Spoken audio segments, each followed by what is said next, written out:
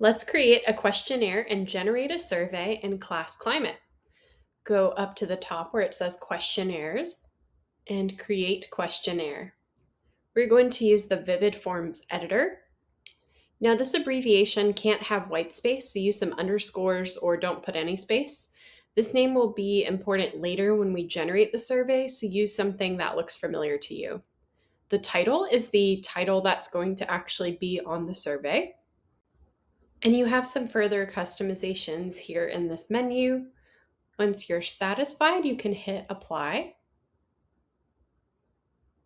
And here's the beginning of our questionnaire and survey.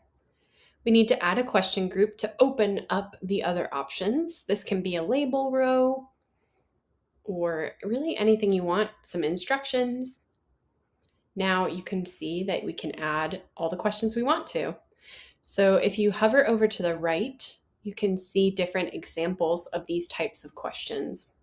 So we're going to add a scaled question. And I'm not a test writer, so please forgive my wording here, but just wanted to show you the example of how to write your questions from scratch. Now you can customize the number of checkboxes, and I'm going to add specific poll labels, so poor to great. You can customize these as deeply as you'd like. Once you hit apply, you can see your question is present there on the questionnaire. Now we're going to add an open-ended question here. So you just type in your question here. And some of these customizations are for the paper survey. So you can add pictures even. And here's our questionnaire. So you can toggle between the paper preview, online preview, and when you're ready, save and exit. Now you can see our questionnaire here. And in order to generate the survey, we're going to go back to subunits, generate surveys. And we're going to do this in the business school, repetitive survey period program of study. And then we're going to choose our survey test. Remember that questionnaire name. There's only one course here visible, but if you had multiple courses, you could select all if you'd like.